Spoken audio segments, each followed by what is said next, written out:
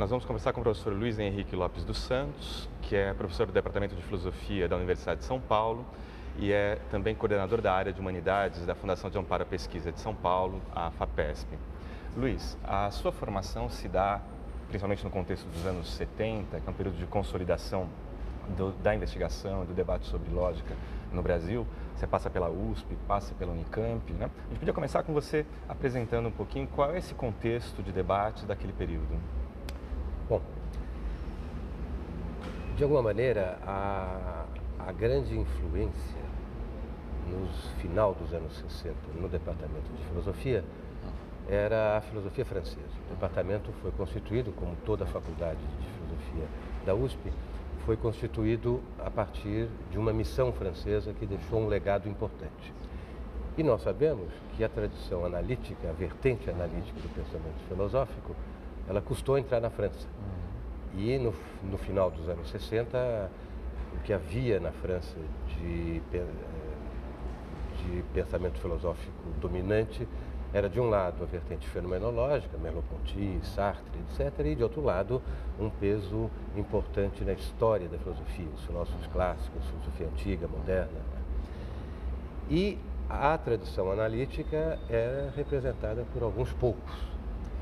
E aconteceu que alguns desses poucos, como Gilles Gaston Granger, estiveram no Brasil e fizeram alguns seguidores, entre os quais José Arthur Janotti, que no final dos anos 60 publica a segunda tradução mundial do Tratatus Lógico-Filosóficos de Wittgenstein.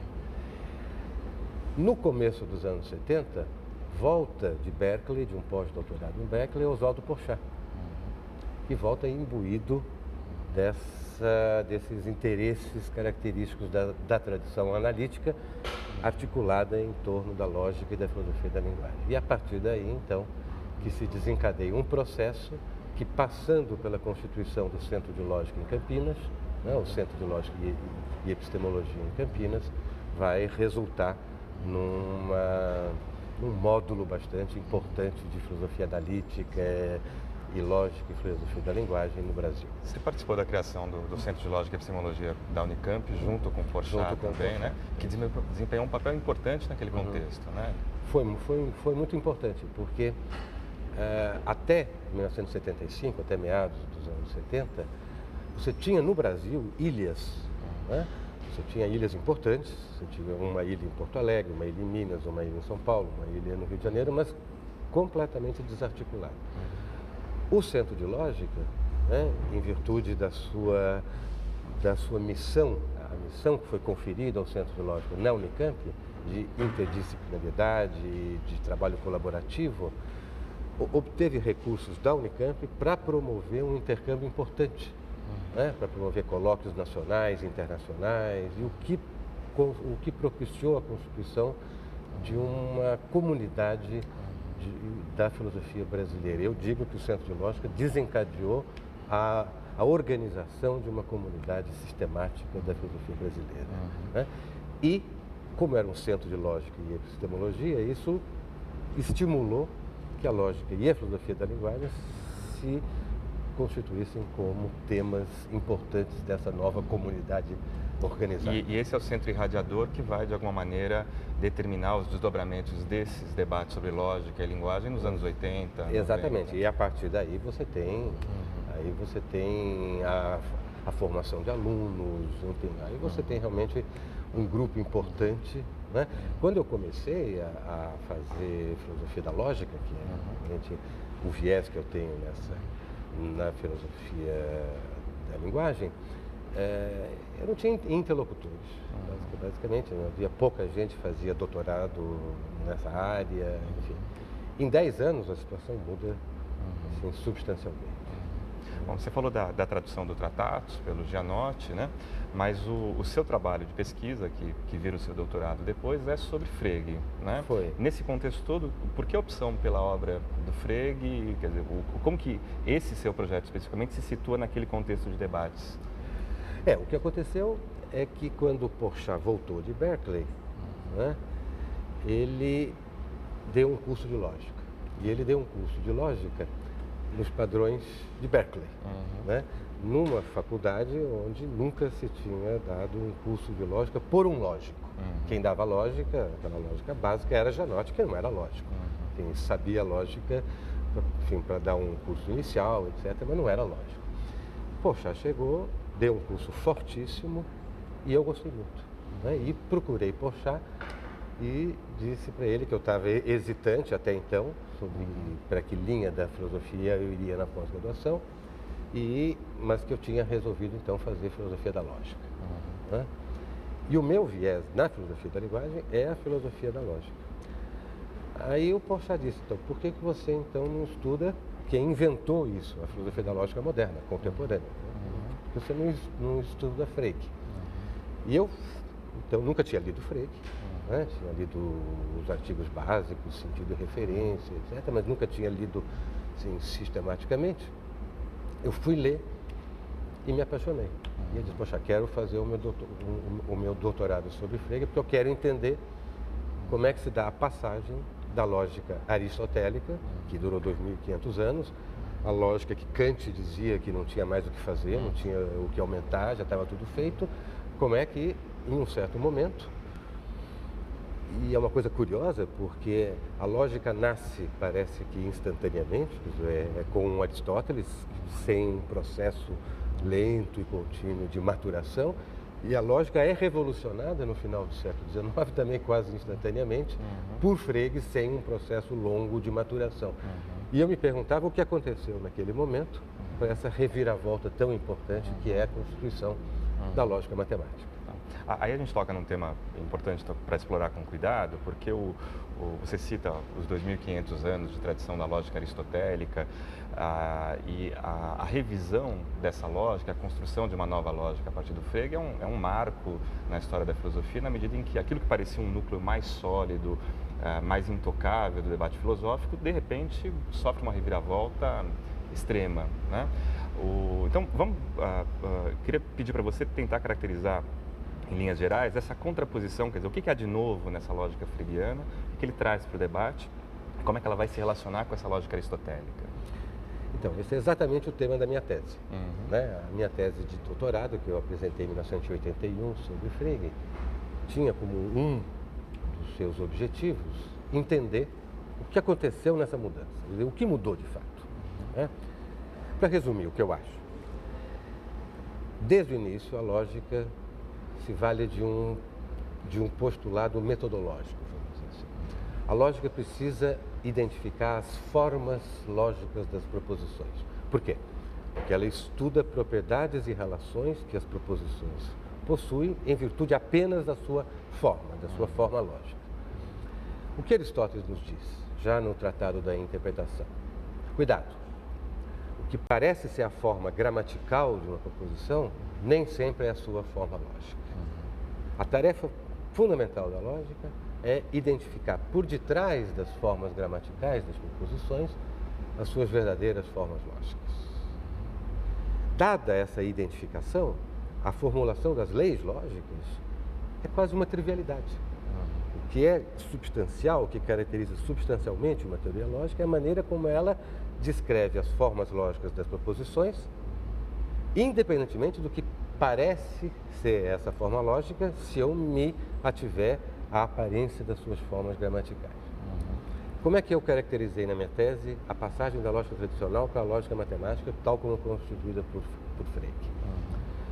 Uma mudança de paradigma, de modelo para a descrição das formas lógicas das proposições. Na lógica aristotélica, o modelo, o paradigma é a relação sujeito-predicado, tal como ela aparece na linguagem ordinária. Para Frege, essa forma passa a ser a forma da quantificação por meio de variáveis, tal como essa forma aparece na linguagem que os matemáticos, no curso do século XIX, constituíram para formular as suas teorias matemáticas. Certo?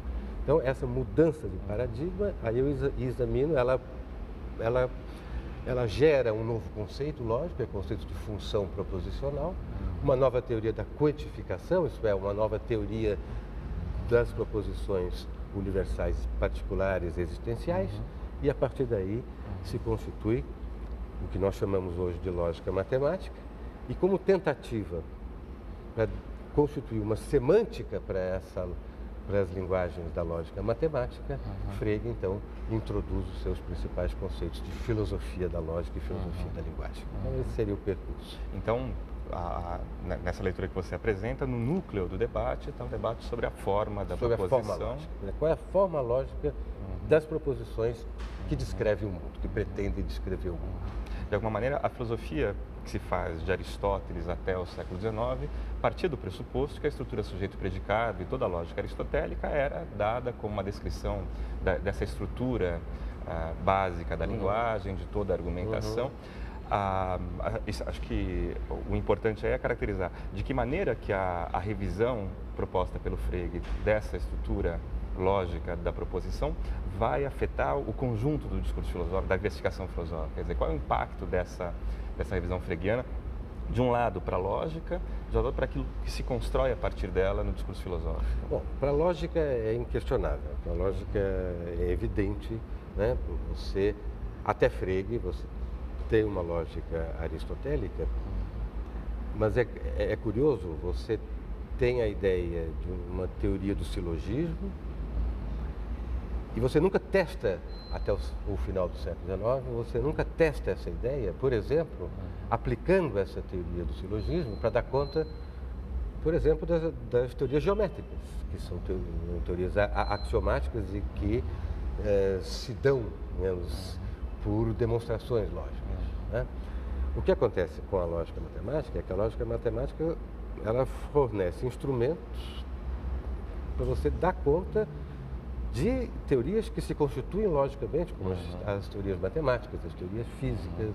Então você tem uma fecundidade explicativa da lógica matemática que a lógica tradicional de fato não tinha. Do ponto de vista filosófico, eu sou mais relativista. Né? Eu não diria que a lógica matemática potencializou a relação da lógica com a filosofia. Mudou. Né? Então você tem teorias filosóficas que se constituem claramente à luz da lógica tradicional, por exemplo, principalmente você não pode estudar Leibniz sem o pano de fundo da lógica aristotélica, Kant, Hegel, toda a filosofia alemã. Quando você tem uma nova lógica, você tem novos conceitos da filosofia da lógica, novos conceitos da filosofia da linguagem, o que a meu ver leva a um novo debate ontológico. Então o Tratatus Lógico-Filosófico de Wittgenstein, eu acredito, retoma um debate que é milenar, né, que é o debate sobre a relação entre a forma do pensamento e a forma do mundo, a questão da possibilidade do pensamento se apropriar do mundo, dado que ele tem a forma que tem e o mundo tem a forma que ele tem, por exemplo. Esse é o debate milenar, que vem dos sofistas, Platão, Aristóteles, etc. E ele é totalmente reestruturado no Tratatus a partir dos novos instrumentos lógicos, conceituais que a lógica matemática oferece. Então, você tem uma mudança. Mas no contexto da filosofia fregiana, por exemplo, você tem a partir da construção dessa nova lógica, toda uma revisão de conceitos centrais da filosofia, como a própria redefinição do que é conceito, o conceito de sentido, né, a concepção de verdade fregiana. Esses elementos são centrais nessa revisão da lógica, essa construção de uma lógica matemática por parte do Frege, ou são elementos específicos da filosofia da lógica fregiana? Como que você vê? Não, eu acho que exatamente é preciso distinguir, enfim, claramente essas duas coisas. Existe uma contribuição do Frege, que eu diria, talvez com algumas aspas, uma contribuição científica, que é a constituição das linguagens que nós chamamos hoje de linguagens do cálculo de predicados. Né? A linguagem fregiana, superficialmente, ela é bizarra, né? Mas do ponto de vista gramatical, estrutural, ela é a linguagem que nós chamamos hoje a linguagem do cálculo de predicados. Né? Isso você vai encontrar em toda a lógica matemática posterior a Frege. E você tem o esforço do Frege, de elucidar o que para ele é a base conceitual do cálculo de predicados e da linguagem do cálculo de predicados. Né? Então, o conceito de sentido, referência, objeto, função, né? É um conjunto de conceitos que ele utiliza vamos dizer assim, para racionalizar aquele cálculo que ele inventa. E você tem, a partir desse conceito, você constitui o quê? Uma semântica para essa linguagem. E aí, a semântica que Frege constitui para essa linguagem é diferente da semântica que Russell vai constituir para a mesma linguagem, que Quine vai constituir para a mesma linguagem. Aí você passa do plano que eu chamaria, entre aspas, científico, para o plano filosófico, né? Onde aí você tem alternativas. E o debate sobre filosofia da lógica que se abre a partir daí é basicamente um debate sobre essa construção de uma semântica, a interpretação desses conceitos fundamentais. Exatamente. Agora, eu tenho muita resistência à ideia de ruptura em história da filosofia. Né? Eu acho que você tem sempre mudanças e assimilação de tradições. Então, se você pega o debate Frege, Russell, Wittgenstein, se você pega o debate depois dos anos 20, Carnap, Quine, né? Você tem a assimilação, a reformulação de questões milenárias, questões tradicionais, num novo enfoque, um enfoque que é dado pelo novo instrumental conceitual que Frege dá à lógica. Mas questões, volta à questão dos universais, que é uma questão medieval, a questão da economia ontológica, que é uma questão medieval, né? Mesmo as disputas, a disputa Frege, Russell, Wittgenstein, você pode remontar a uma disputa antiga, que é sobre como é que é possível uma proposição ser falsa. Como é que uma proposição que se define como uma representação do mundo, ela pode ser falsa, isto é, não representar o mundo. Então, você tem uma série de questões que são retomadas, mas aí retomadas sob uma nova ótica. Qual ótica? Sob um novo prisma, vamos dizer. Enfim, novos óculos. Você vê a questão, você aborda a questão a partir de um aparato conceitual diferente. Mas é a mesma questão. Você vai dizer, é a mesma? É e não é. Não é?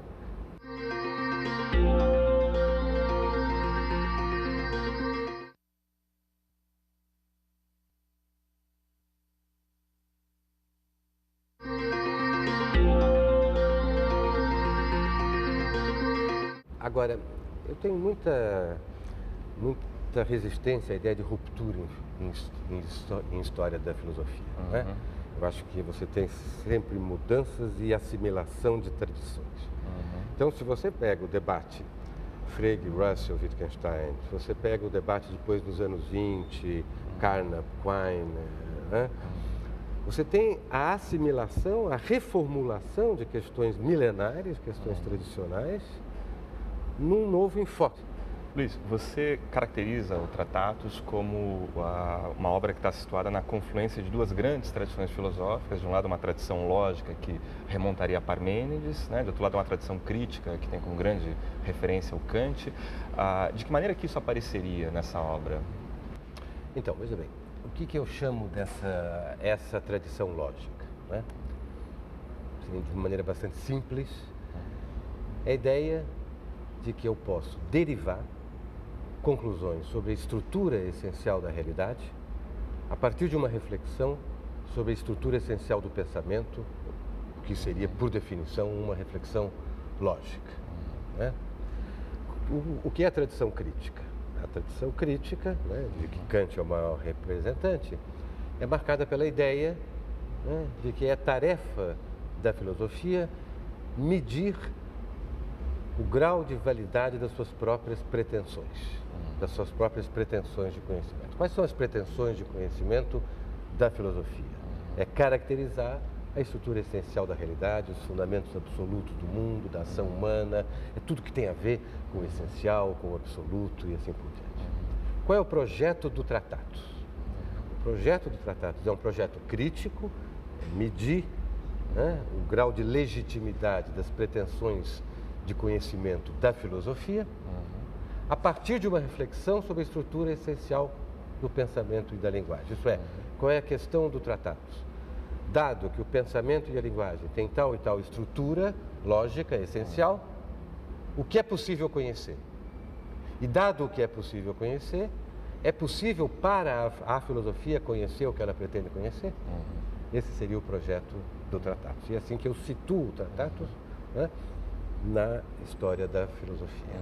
O que o coloca numa posição bastante singular no debate que ele constrói com toda essa tradição filosófica, né? De alguma maneira, a partir dessa perspectiva, apareceriam ali no tratado, apareceria de um lado o diálogo com a tradição lógica de Parmênides, Platão, Aristóteles, toda a tradição aristotélica, e mais recentemente com os dois interlocutores imediatos, que são Frege e Russell, né? E de outro lado o debate com a filosofia kantiana principalmente, não é isso? Certo. No que se refere à tradição lógica, que é esse diálogo com Frege e com Russell, que é um caso clássico de contraposição de posições, como que se apresenta a posição do Wittgenstein em relação ao Frege? Onde é que está a discordância dele? Veja bem, no prefácio, o Wittgenstein, ele faz dois agradecimentos, um ao Frege e outro ao Russell. Né? E a maneira como ele faz esses agradecimentos dá a medida da importância que ele confere um ao outro. Ele diz: eu agradeço às obras, eu tenho uma dívida com as obras grandiosas de Frege e com as obras do meu amigo Russell. Né? Então, Frege é o adversário dele e é alguém a quem ele deve muito. Por quê? Né? Primeiro, porque Frege não só, não é, como eu disse, constituiu o cálculo de predicados, a nova lógica, como refletiu de uma maneira rigorosa, profunda, sobre as bases conceituais dessa nova lógica. E oferece a Wittgenstein, de um lado, instrumentos conceituais necessários para ele mesmo pensar essa nova lógica, e, de outro lado, oferece objetos de crítica, mas objetos que foram constituídos a partir de uma reflexão laboriosa, rigorosa e, portanto, não são trivialmente criticadas. Então, Frege é um grande estímulo para Wittgenstein. E eu diria, né, que o que Wittgenstein faz é, em grandes linhas, de maneira quase caricatural, mas enfim, com algum grão de verdade, que Wittgenstein pega a versão platônica da lógica matemática, que é a versão fregiana, e dá a ela uma feição aristotélica. Não é? O grande impulso para o pensamento de Wittgenstein no tratado sobre a lógica, né, é constituído por teses aristotélicas, que eu acredito que ele não conhecia. Mas eram teses que Russell conhecia, que Russell tinha assimilado e que Wittgenstein extrai de Russell. Então eu acho que tem esse contraponto importante, Wittgenstein, né, e Frege, que é, digamos, um misto de amor e ódio. E o núcleo dessa concepção aristotélica que reaparece no tratado é o conceito de bipolaridade. É o conceito de bipolaridade. É o conceito de que, não apenas, como diria Frege, uma proposição pode ser verdadeira ou falsa no sentido fraco, isso é, proposições podem ser verdadeiras, proposições podem ser falsas, mas não. Cada proposição deve poder ser verdadeira ou falsa, portanto, uma proposição com sentido não pode ser necessária, tem que ser sempre logicamente contingente. O que parece ser uma proposição necessária, de fato, não é uma proposição com sentido, o que não significa que não tenha relevância representativa, mas não é uma representação do mundo. Por quê? Porque para Frege, a lógica é uma descrição de uma parte do mundo, né? O que ele chama o terceiro mundo, não um mundo empírico, não um mundo subjetivo, um mundo interno, mas um terceiro mundo das idealidades lógicas. Que é o seu platonismo. É o que eu digo, que é uma versão platônica, vamos dizer assim, né, da lógica. O que Wittgenstein vai dizer é: a lógica não representa nada. As chamadas proposições lógicas, elas são sem sentido. As chamadas proposições lógicas, elas são combinações simbólicas que mostram, elas não dizem nada, mas elas mostram a estrutura formal do pensamento e, portanto, a estrutura formal do mundo, mas sem dizer nada, sem poderem ser ditas verdadeiras ou falsas. No núcleo da concepção do Tratatus, antes de entrar nessa distinção central e delicada entre dizer e mostrar, está a ideia a concepção da proposição como figuração, né? Que de alguma maneira vem trazer essa bipolaridade que caracteriza essencialmente a proposição e a complexidade dela. De que maneira que esse conceito de proposição como figuração da realidade vem resolver os problemas envolvidos, seja na filosofia da lógica fregiana ou russeliana que antecede ele? Veja bem, o Russell, né, no momento em que Wittgenstein chega a Cambridge, volta de 1913, né, 1912, 13, Wittgenstein chega a Cambridge e encontra Russell imerso, né, na questão da forma lógica da proposição. Né? Qual é a questão da forma lógica da proposição? A questão de saber como é que a proposição representa a sua forma lógica, como é que ela dá a conhecer a sua forma lógica. Né? A teoria da figuração de Wittgenstein é uma resposta extremamente engenhosa a essa questão. Por quê? Wittgenstein diz: a proposição ela tem partes que vão simbolizar os elementos do seu sentido, mas ela deve simbolizar também o modo como esses elementos devem estar combinados para constituir esse sentido, ou seja, a sua forma. Se eu trato a forma como algo que a proposição também simboliza ao lado dos elementos, eu vou estar tratando a forma como um elemento a mais e eu vou ter que me perguntar o que combina a forma e os elementos num complexo que é o sentido proposicional. Tá certo? Frege dá uma resposta engenhosa a essa questão. Frege diz: ora, a proposição ela identifica a forma, identifica os elementos e essa forma aglutina os elementos no sentido proposicional. Quando eu aprendo o sentido proposicional, eu aprendo um objeto que tem forma e conteúdo, portanto, eu identifico nesse objeto que eu aprendo a forma e o conteúdo e, portanto, eu não tenho problema mais sério. O que isso implica? Como existem proposições falsas, isso implica que, assim como proposições verdadeiras exprimem fatos existentes, proposições falsas deveriam simbolizar fatos inexistentes, fatos irreais.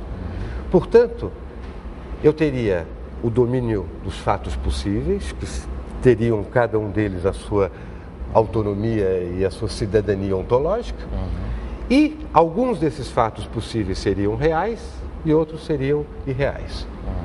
Russell recusa, né, de uma maneira rigorosa, argumentada, mas existe uma piada do Russell que simboliza aqui, enfim, reflete bem por que ele recusa. Ele diz: bom, numa situação como essa, em que o que é real e o que é irreal tem a mesma cidadania, o mesmo direito à cidadania ontológica, preferir descrever a realidade, isso é, preferir acreditar em proposições verdadeiras ao invés de descrever o que não é real, acreditar em proposições falsas, é uma questão de gosto. Assim como há quem goste de rosas vermelhas e quem gosta de rosas brancas, há aqueles que preferem o que é real e aqueles que preferem o que é irreal. Então, por que eu devo acreditar no que é verdadeiro ao invés de acreditar no que é falso? O problema que aparece aqui é o problema que estava lá no contexto clássico do paradoxo do falso. Que é o problema do contexto clássico, isso é, como é que a proposição falsa simboliza. De Platão e Aristóteles ali. Né? Então, no Sofista de Platão, Platão define o sofista como um chicaneiro, aquele que faz o falso parecer verdadeiro, mas o próprio estrangeiro de Eleia, que é o personagem do diálogo, que conduz o diálogo, levanta uma objeção possível, seria, bom, mas como é que é possível dizer o falso? Porque se eu digo algo. Algo é algo que existe. Por exemplo, se eu digo o que quer que seja, eu digo algo que é. E dizer algo que é dizer o verdadeiro. Né? Porque dizer o falso seria dizer o que não é. Mas o que não é nada, portanto, dizer o falso seria dizer nada e, portanto, não seria dizer. Ou eu digo o verdadeiro ou eu não digo nada. Como é que é possível dizer o falso? Frege dá uma resposta, dizer, o falso tem uma consistência ontológica. Quando eu digo falso, eu não estou dizendo nada. Eu estou dizendo algo que não é real. Né? Quando Russell recusa essa concepção fregiana, ele volta à solução platônica e aristotélica. Quer dizer, a proposição, quando ela é falsa, ela define um complexo, não é? E diz que esse complexo existe. Então, ela aponta para a realidade e me diz o que eu devo encontrar na realidade para que ela seja verdadeira. Se eu encontro aquilo, a proposição é verdadeira. Se eu não encontro, ela é falsa. Russell transforma o ato de dizer algo verdadeiro ou falso num ato intencional. Eu tenho a intenção de encontrar a realidade, encontrar na realidade algo que eu descrevo na proposição, por meio dos seus elementos e da sua forma, não é isso? E esse ato intencional, que é essencialmente bipolar, portanto, isso é, o que a proposição diz é que algo deve estar na realidade, mas algo que pode não estar na realidade. E o ato de dizer proposicional consiste exatamente nisso. Desse ponto de vista, a solução freguiana para a questão da forma lógica já não está mais disponível. Então, a forma lógica ela não pode estar presente no que é dito, porque isso é a posição freguiana, mas ela não pode ser um elemento a mais descrito pela proposição. E Wittgenstein dá a única solução possível nesse contexto. A forma está presente na proposição enquanto símbolo. A forma do que deve ser real para que a proposição seja verdadeira deve ser a forma que a proposição exibe enquanto ela é um fato simbólico. Isso é o resultado de uma combinação de símbolos. Então, a combinação de símbolos que é a proposição, ela deve ter, para que a proposição seja significativa, a mesma forma que a combinação de coisas no mundo deve ter para que a proposição seja verdadeira. E essa é a teoria da figuração. Essa concepção de forma introduz, entretanto, aquela distinção delicada e talvez o que torna o Tratatus mais famoso para quem está fora do debate específico sobre lógica, que é a distinção entre dizer e mostrar, né? Que é central no projeto de delimitação do campo do sentido, o limite da linguagem. Né? Como que se articula ali no texto? Como que aparece esse conceito de limite, que é um conceito estranho, quer dizer, o limite daquilo que pode ser dito, do que pode ser pensado, né? E a relação com esse conceito de forma lógica? Então, exatamente, porque na medida em que a forma lógica, ela, em algum sentido, ela não é nada, ela não é um elemento do mundo. A forma lógica é o modo como elementos do mundo estão combinados, devem estar combinados, para que esses elementos constituam um fato real no mundo. É isso? Os elementos ou constituem um fato real ou estão desarticulados e não há nada a que a proposição falsa corresponderia. Não é isso? Bom, se eu digo que o que pode ser dito é a existência de um complexo, tá certo? Nem a existência dos elementos do complexo, nem a forma pode ser objeto de um dizer. Não é? Eles são os pressupostos do que é possível ser dito, mas enquanto pressupostos absolutos do que pode ser dito, eles mesmos não podem ser objetos de um dizer proposicional. Eu não posso dizer o que são esses elementos, eu não posso dizer que esses elementos são, a existência deles não é dizível, né? Portanto, é uma existência necessária, ela não é logicamente contingente, e a forma das proposições não pode ser descrita. No entanto, para que eu possa descrever o que quer que seja e entender a descrição do que quer que seja, deve ser possível que eu conheça esses elementos e conheça essa forma. Esse conhecimento não pode ser um conhecimento proposicional. Para caracterizar esse conhecimento não proposicional, Wittgenstein utiliza o termo mostrar. Ele diz, nas proposições que dizem o que pode ser dito, se mostram os seus pressupostos absolutos.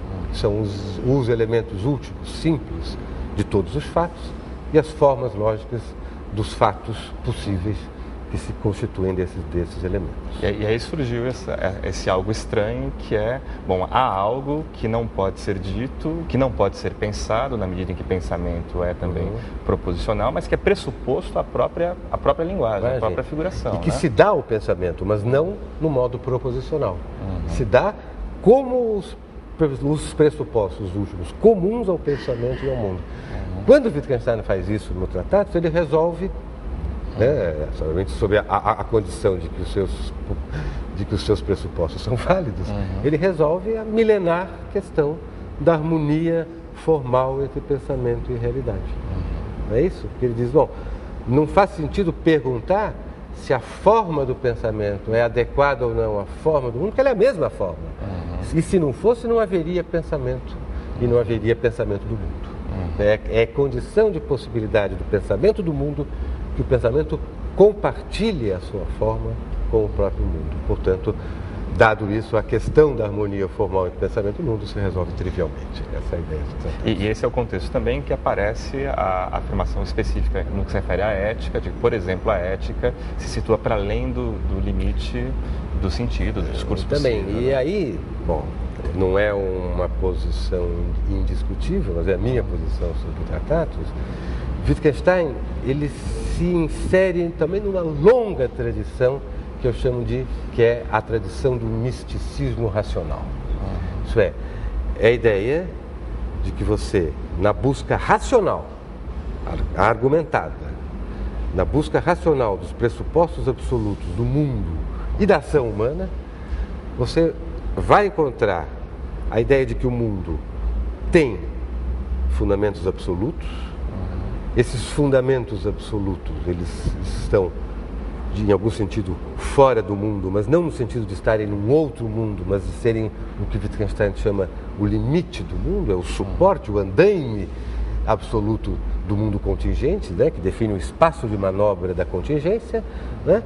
De alguma maneira, a experiência ética fundamental é a experiência de identificação do sujeito com esse andaime absoluto do mundo, portanto, se poderia chamar, e Wittgenstein chama de misticismo no Tratatus, né? E que, em última instância, você tem uma identidade de raiz entre a lógica, a ética, a arte e a religião, né? Que são a arte, ética e religião são as modalidades desse contato com o absoluto, mas esse absoluto que é desvendado pela reflexão lógico-filosófica sobre os pressupostos, os fundamentos absolutos do mundo.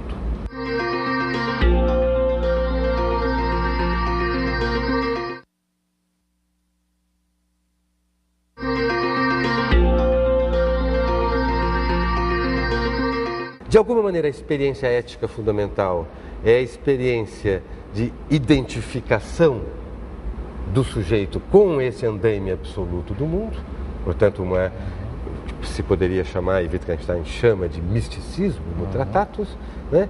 E que, em última instância, você tem uma identidade de raiz entre a lógica, a ética, a arte e a religião, né? Que são a arte, ética e religião são as modalidades desse contato com o absoluto, mas esse absoluto que é desvendado pela reflexão lógico-filosófica sobre os pressupostos, os fundamentos absolutos do mundo. É tradicional a contraposição entre o Tratatus e a obra posterior do Wittgenstein, as investigações em particular que se situariam ali no centro disso. Falando-se inclusive de primeiro Wittgenstein, segundo Wittgenstein. E 1,5 às vezes. 1,5 é uma fase de transição, tem o terceiro que vem depois. Como que você vê essa mudança de posições centrais dele depois da publicação do Tratatus? Eu acredito que o debate sobre a continuidade ou ruptura entre as duas filosofias de Wittgenstein, ele é um falso debate, porque continuidade não exclui ruptura. Eu acho que há, entre os dois Wittgenstein, entre os dois momentos do pensamento de Wittgenstein, uma continuidade de projeto e uma ruptura no modo de executar aquele mesmo projeto. Qual é o projeto? É o projeto crítico, né? É o projeto de definir as condições de possibilidade do pensamento filosófico e de medir, a partir dessas condições de possibilidade, os graus de legitimidade das pretensões da filosofia tradicional. Qual é o diagnóstico do Tratatus, né, no seu final, a respeito dessa questão? É dizer, a filosofia tradicional ela é dogmática, ela não faz a crítica das suas pretensões e, portanto, ela pretende dizer o que não pode ser dito. É preciso não abandonar a questão filosófica, mas é preciso colocar a questão filosófica no seu registro legítimo, que no Tratatus é o registro do mostrar. Wittgenstein vai dizer o que a filosofia deve fazer. Ela deve fazer a análise lógica das proposições empíricas. Por quê? Ao fazer a análise lógica das proposições empíricas, a filosofia vai chegar nos elementos simples de todos os fatos, nas formas lógicas possíveis de todos os fatos e, portanto, na estrutura essencial do mundo, que é aquilo que importa conhecer, mas que não pode ser conhecido proposicionalmente. Em 1918, Wittgenstein ele diz, no essencial, isso ele diz no prefácio ao Tratatus, no essencial, o Tratatus resolve todos os problemas filosóficos. Se ele resolve todos os problemas filosóficos, não há mais nada o que fazer. Ele vai ser jardineiro, vai ser professor primário. Em 1929, ele volta a Cambridge. Volta a Cambridge, 1929, 30, ele volta a Cambridge e diz, agora eu vou fazer o que eu disse que a filosofia pode fazer. Vou fazer a análise lógica das proposições. Quando ele vai fazer a análise lógica das proposições, ele percebe que ele não tem critérios para identificar aqueles objetos simples, aquelas formas lógicas. Enfim, e ele se lembra de que a indecidibilidade é a marca essencial de uma questão dogmática. Uma questão dogmática é uma questão que realmente você não sabe o que fazer para resolvê-la. E que talvez a questão da estrutura essencial do mundo em si mesma seja uma questão dogmática. A partir daí, em poucos anos, Wittgenstein abandona isso que é a tese essencialista, a tese de que o pensamento possui uma estrutura essencial, de que o mundo possui uma estrutura essencial e que faz sentido caracterizar proposicionalmente ou não essa estrutura essencial do pensamento e do mundo. Que está na base do projeto do tratado. Que está na base do projeto do tratado. O abandono desse pressuposto coincide com o abandono do que Wittgenstein chama, nas investigações filosóficas, no início, na abertura, uma certa imagem da essência da linguagem que governa a filosofia da linguagem, o pensamento filosófico sobre a linguagem, desde o início dos tempos. Né?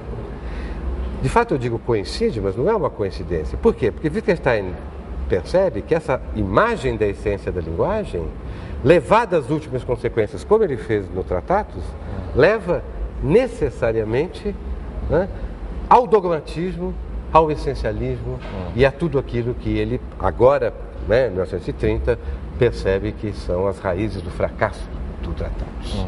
E Wittgenstein diz, então, eu vou, no mesmo projeto crítico, agora abandonar também esse pressuposto dogmático. Qual é essa certa imagem da essência da linguagem? É uma imagem representativista, referencialista. Isso quer dizer o quê? A ideia de que o que está na base do funcionamento da linguagem é uma relação de representação entre proposições e mundo. Ainda que essa representação, essa relação de representação, para ser instituída, requeira a atividade humana, uma vez instituída, tudo o que importa para o filósofo da lógica e da linguagem é examinar como uma configuração de símbolos representa uma configuração de elementos da realidade, um fato. A atividade o uso da linguagem, a atividade de usar a linguagem teria uma função constitutiva da relação, né? Assim, gerativa da relação, mas não constitutiva intrinsecamente dessa relação. Wittgenstein propõe, então, uma virada que é dizer, não, nós vamos partir da atividade de usar a linguagem, do uso da linguagem. O que for importante para a significatividade dos símbolos deve derivar do modo como nós usamos esses símbolos significativamente. Daí o lema, que não é uma definição, mas um lema metodológico, a significação está no uso. Mais do que, eu digo, mais do que é uso, a significação está no uso. Isso é o uso que constitui intrinsecamente um símbolo como significativo. E aí você passa a ter toda uma forma de investigação da linguagem distinta, porque ao invés de se perguntar justamente por essa estrutura lógica que estaria oculta na linguagem cotidiana, você passa a investigar o uso cotidiano justamente da linguagem, né? O que situa as investigações a uma distância grande do Exatamente, tratado. porque o que dizia o tratado? O tratado dizia várias coisas sobre a linguagem. Ele dizia, por exemplo, toda proposição deve ser resolvida analiticamente em proposições elementares, que são combinações de nomes simples, que são nomes de objetos simples que existem necessariamente. Isso é, ele dizia que a proposição deve ser, né, uma entidade que aparentemente ela não é, e está muito distante do que aparentemente ela é no nosso uso ordinário da linguagem. E aí Wittgenstein volta àquele velho lema, aquele velho postulado metodológico de Aristóteles. Não confunda a estrutura superficial visível da linguagem com a estrutura profunda, oculta, que é a forma lógica do sentido das proposições. Então você teria na linguagem uma superfície visível e um fundo oculto essencial. E o tratado, então, vai dizer tudo isso que eu estou dizendo que a proposição deve ser, superficialmente ela não é, mas se você escavar, você vai encontrar nesse fundo oculto tudo isso que eu digo que a proposição é. Tá certo? Esse é o postulado que o segundo Wittgenstein vai dizer, é o postulado dogmático fundamental do Tratados. Qual é o lema das investigações? Nada está oculto. Né? Vai dizer, mas então por que as pessoas não veem? Não veem porque está perto demais e é muito complexo. Né? Você tem um emaranhado de relações entre símbolos, entre práticas simbólicas, entre usos diferentes da linguagem. Eles são visíveis, eles estão aí, mas eles são tão complexos e tão numerosos que eu não tenho uma visão panorâmica e perspícua deles. E a filosofia deve, então, descrever o que está diante dos nossos olhos, mas descrever de uma maneira tal que nos permita ter essa visão panorâmica e perspícua.